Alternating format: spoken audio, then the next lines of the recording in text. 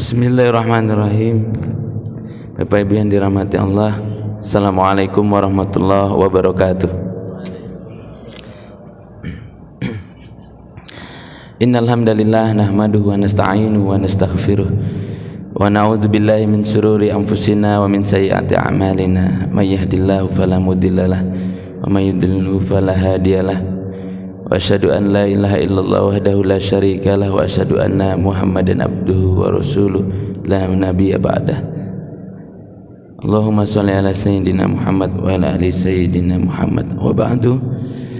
Bersyukur kepada Allah Subhanahu wa taala dengan mengucapkan bersama alhamdulillahirabbil alamin atas segala nikmat dan karunia Allah yang kita terima, khususnya pada kesempatan subuh yang penuh barokah ini dapat menjalankan ibadah sholat subuh berjamaah di masjid yang tercinta ini. Juga tidak lupa selalu selawat dan salam kepada junjungan kita Nabi besar Muhammad sallallahu alaihi wasallam. Bapak Ibu yang dirahmati Allah, kita kembali melanjutkan tentang kaidah fikih yang berkaitan dengan hal-hal muamalah. Ini pertemuan ketiga untuk kaidah fikih yang saya sampaikan dalam kesempatan Ahad pagi ini. Kaidah selanjutnya kita akan membahas tentang al-hajatu tunazzalu manzilatad darurati ammatan kanat au khossatan. Kaidah ini menyebutkan hajat itu didudukkan pada kedudukan darurat, baik sifatnya umum ataupun sifatnya khusus. Dasar kaidah yang melahirkan kaidah fikih ini dari Al-Quran yang sering kita dengar, famanitturra ghairu baghin wala adin fala itsma alaihi.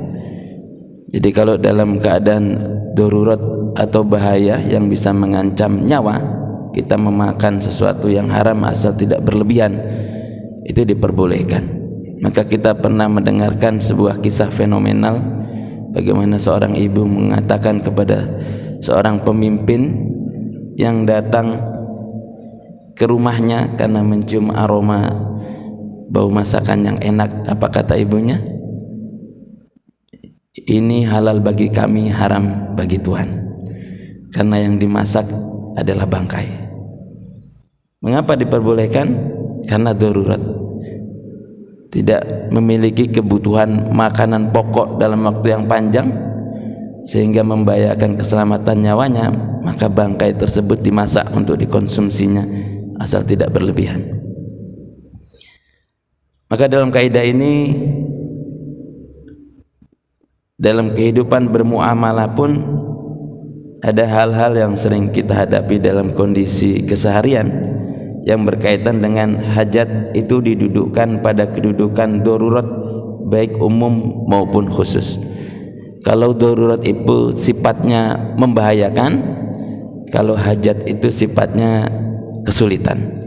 Jadi darurat itu kita kondisi menghadapi sesuatu yang berbahaya, kalau hajat itu kita dalam kondisi menghadapi sebuah kesulitan. Jadi tingkatannya, kalau kesulitan itu dihadapkan pada sesuatu yang membahayakan seperti nyawa, maka naik levelnya menjadi darurat. Sementara kalau hanya pada kesulitan saja, maka levelnya baru pada hajat atau kebutuhan. Biasanya kita dalam membeli barang, ada bapak ibu yang dia berkeliling dari satu toko ke toko lain. Mencari apa? Mencari barang. Karena tidak ketemu di satu toko, dia pindah ke toko lain. Tidak ketemu lagi, pindah ke toko lain. Tidak ketemu lagi, pindah ke toko lain. Mengapa? Karena pada prinsipnya jual beli itu barangnya harus ada. Ada orang yang berprinsip kalau barangnya tidak ada maka tidak sah jual belinya. Nah, ini kalau semua toko nggak ada tersedia menjual barang yang sesuai dengan spesifikasi yang diinginkan, menjadi repot. Padahal barang tersebut waktunya nanti sangat diperlukan.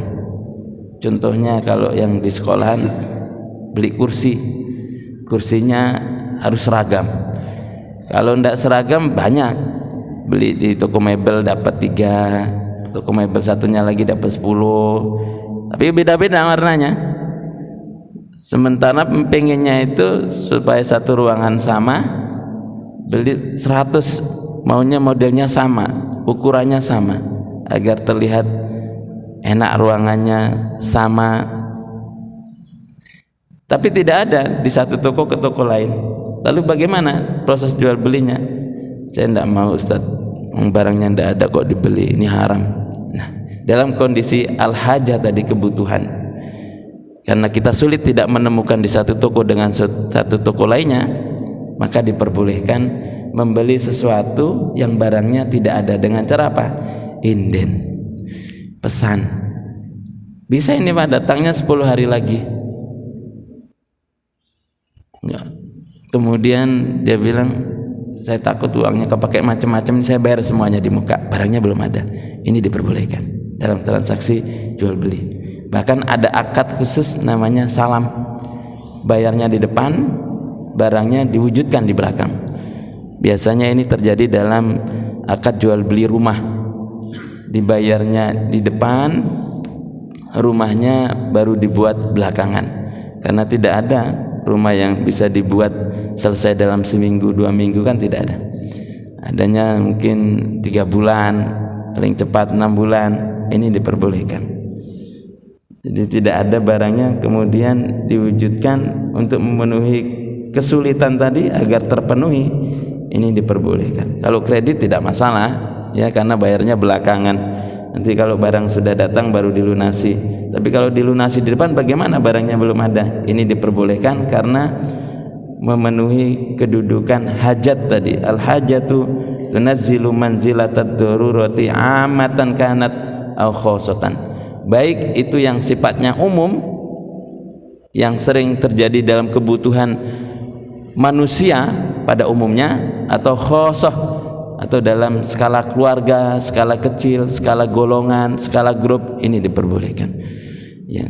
Jadi tidak harus yang umum sesuai dengan kebutuhan manusia pada umumnya, tapi khusus pun tidak apa-apa, yang memenuhi standar tadi kebutuhan atau hajat yang sangat diperlukan, sementara sesuatu tersebut belum bisa dilakukan pada waktu yang dibutuhkan. Atau contoh yang lainnya juga bisa terjadi dalam transaksi jual beli adalah monopoli. Monopoli ini dalam Islam sesuatu yang dilarang. Tapi kalau itu berdasarkan kebutuhan hajat yang umum atau khusus kebutuhan manusia secara umum, secara banyak, atau khusus golongan tertentu saja, monopoli ini diperbolehkan. Contoh sederhana, monopoli harga oleh pemerintah pada saat terjadi kelangkaan. Meskinya pada saat terjadi kelangkaan, yang ada stok secara alami Bapak Ibunya, dia akan mendapatkan keuntungan karena dia bisa jual harga dengan kondisi langka tersebut. Karena transaksi jual beli tidak apa-apa, tidak ada larangan untuk menjual dengan harga tinggi. Memang barangnya nggak ada, tapi kehadiran pemerintah untuk supaya harga tadi stabil, maka pemerintah mengadakan operasi pasar, contohnya dengan menjual barang-barang dengan harga yang normal. Kan tadi yang punya stok barang banyak, yang tidak disengaja Bapak Ibu ya, kalau disengaja jelas haram. Yang punya stok barang banyak akhirnya mengalami kerugian karena tidak bisa mendapatkan keuntungan yang tinggi pada kesempatan kelangkaan barang. Jadi kalau sesuatu harga naik turun itu sesuai dengan kebutuhan manusia, kalau tidak ada proses manipulasi di situ yang diharamkan. Ya memang begitu kehidupan, kadang tinggi harganya, kadang rendah, itu sesuai dengan permintaan barang dan peredaran barang di pasaran. Mungkin pedagang sangat paham hal tersebut. Jadi dengan adanya manipulasi tadi, adanya intervensi pemerintah tadi terkait dengan harga agar tetap standar, ini diperbolehkan. menekan harga tersebut untuk tidak terjadi kenaikan harga-harga yang menjadi kebutuhan hajat orang banyak tadi. Atau kalau pekerja di Jakarta contohnya, ini contoh dalam kehidupan harian, naik apa ini Pak, kendaraan yang padat ini, KRL lah ya. Pak Ibu kalau di Jakarta naik KRL di jam kerja itu badan ketemu badan Bapak Ibu, mepet saking padatnya. Nah kita kan kalau laki-laki dengan perempuan kan diharamkan, bukan istri, tapi bagaimana memang tidak bisa dihindari, badan nempel ketemu badan. Orang Jakarta bilang ketiak ketemu ketiak saking padatnya. Jadi kalau masuk KRL karena kepadatannya yang luar biasa itu tidak bisa dihindari, hal tersebut kemudian diperbolehkan, tapi jangan di dalam KRL saja, nggak turun-turun. Nah ini yang tidak diperbolehkan Bapak Ibu ya, sesuai dengan kebutuhannya sampai tujuannya dia turun. Kaidah selanjutnya disebutkan al-ibratu fil uqudi lil maqasidi wal ma'ani la lil alfazi wal mabani. Yang dijadikan pegangan dalam akad adalah maksud dan maknanya, bukan pada alfat, bukan pada lafat dan mabaninya atau susunan redaksinya. Jadi dalam akad ada bahasa-bahasa yang tidak sesuai dengan redaksi yang kita sebutkan, atau tidak sesuai dengan lafaz yang kita sebutkan dalam akad tersebut. Apa contoh sederhananya? Kalau dalam penerapan kehidupan bermuamalah dengan kaidah yang dijadikan pegangan dalam akad adalah maksud dan maknanya, bukan pada lafaz dan susunan redaksinya. Contoh sederhana, Bapak pergi menyewa mobil ke tempat rentalan mobil,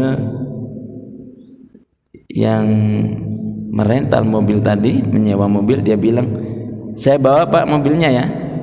Ya itu bukan berarti dibawa tidak dibayar, maksudnya dibawa itu disewa. Dia tidak perlu menyebutkan saya sewa Pak ini mobilnya ya, karena sudah menjadi kebiasaan akad yang dipahami, maka dia menyebutkan saya bawa mobilnya Pak, saya bawa barangnya ya, itu dibeli berarti. Kok enggak bayar-bayar tadi, kemana orangnya? Loh tadi kan saya ngomongnya dibawa, bukan begitu ya. Saya enggak ngomong dibeli, tapi saya ngomong dibawa. Tidak, tapi maksud dari dibawa tadi berarti dia harus bayar. Saya bawa tadi berarti harus disewa. Ada transaksi akad sewa menyewa ataupun transaksi akad jual beli. Begitu. Jadi lafadznya tadi bukan sesuai dengan susunan redaksinya, tapi tetap meskipun susunan redaksinya di bawah, karena tadi dia ngambil barang, itu namanya jual beli ya, harus dibayar. Yang menjadi pedoman adalah maksud dan maknanya. Jadi kalau ada orang tua punya anak menantu, bawa istrinya pulang, menantunya tadi bilang, Pak ini saya pulangkan anaknya.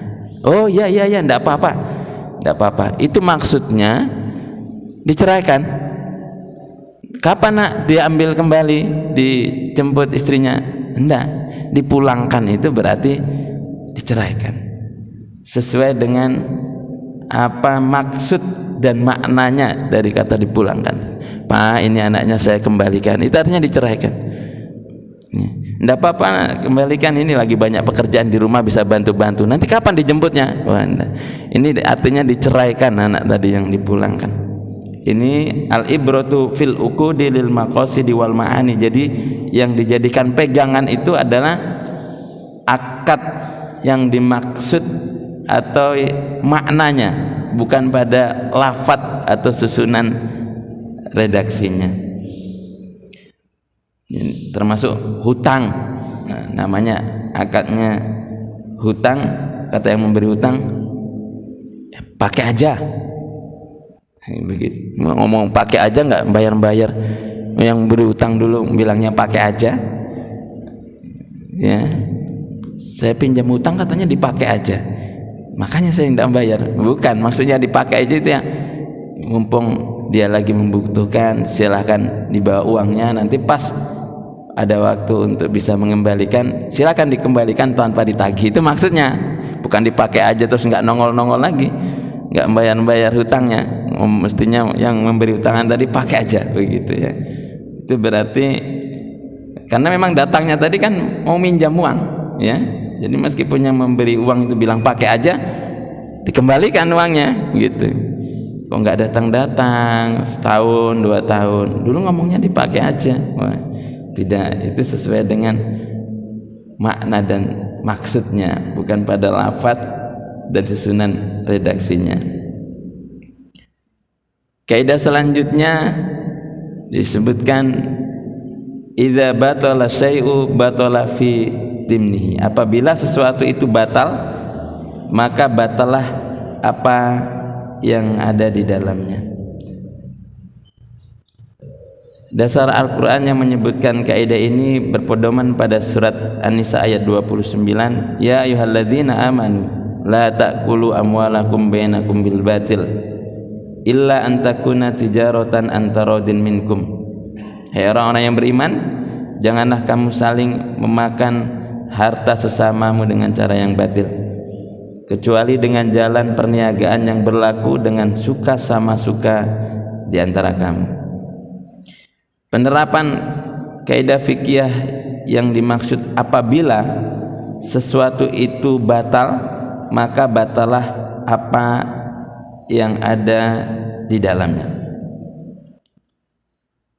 Jadi kalau dalam transaksi jual beli itu salah satu yang menjadi persyaratan itu tidak disepakati bersama, salah satunya, maka keseluruhannya menjadi batal.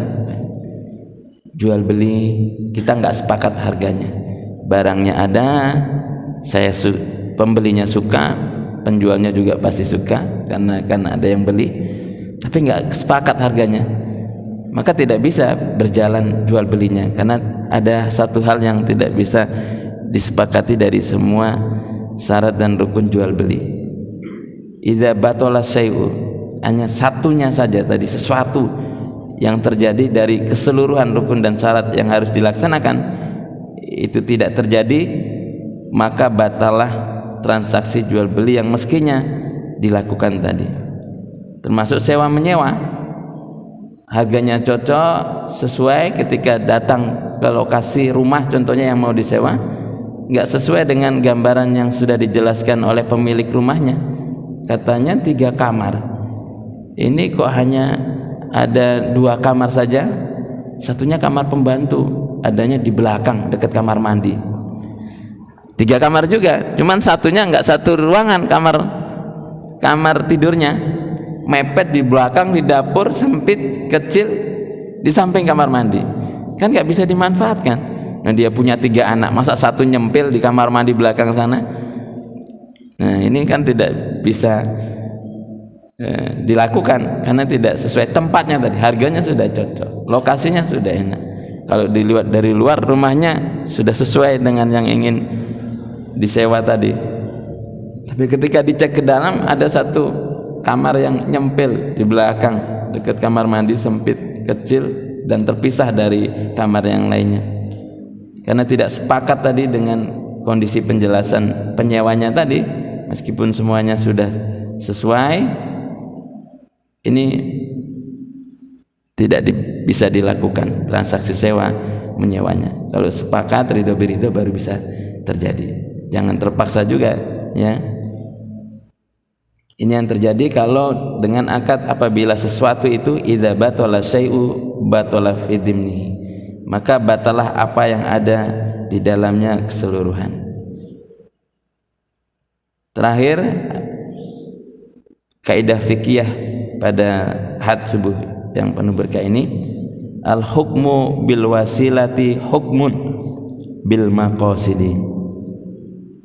Hukum perantara ditetapkan berdasarkan kepada hukum yang dimaksud. Al-Quran surat Al-An'am ayat 108 menyebutkan, wala tasubbul ladzina yad'una min dunillahi fayasubbullaha adwan bighairi ilmin kadzalika zayyana likulli ummatin amalahum summa ila rabbihim marji'uhum fayunabbi'uhum bima kanu ya'malun.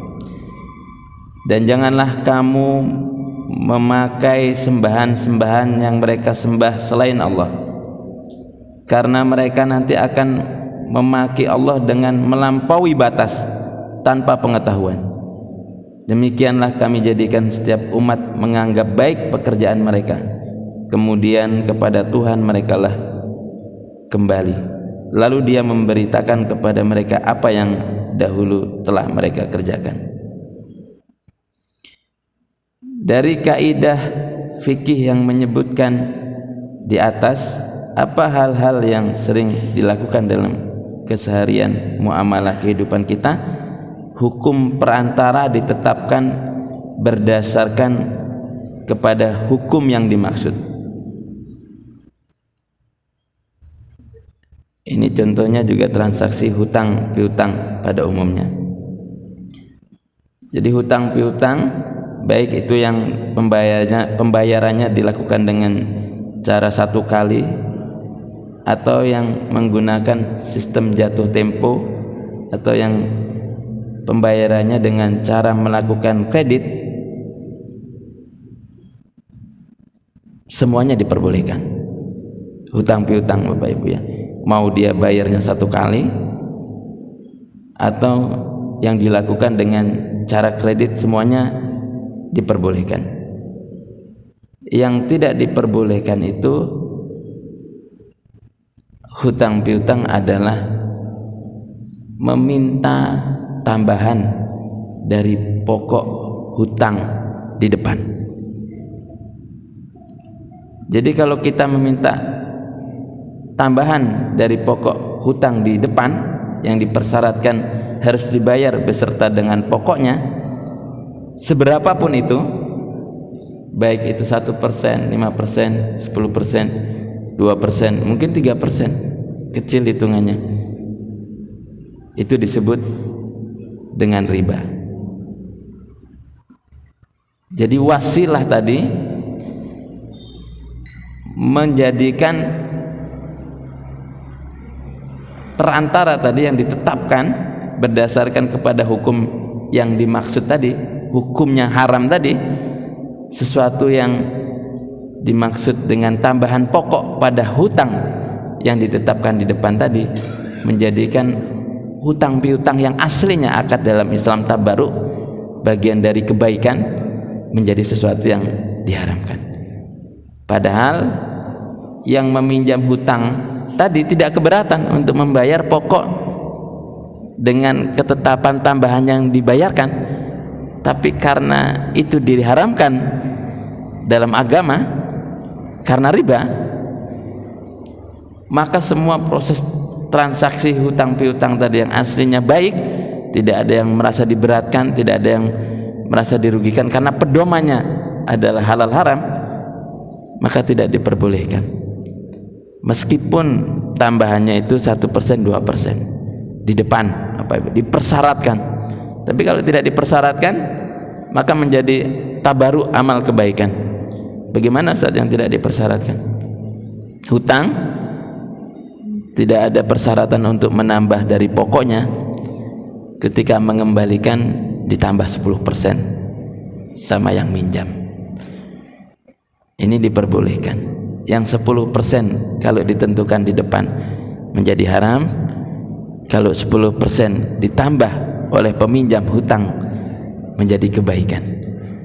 Bedanya tadi di akad Bapak Ibu ya. Jadi akad ini sangat mengikat sesuatu dalam kehidupan kita, meskipun hanya pada sebatas kata-kata atau sepakatan, tapi bisa yang menjadikan sesuatu halal menjadi haram, atau sebaliknya yang haram kemudian menjadi halal karena akadnya.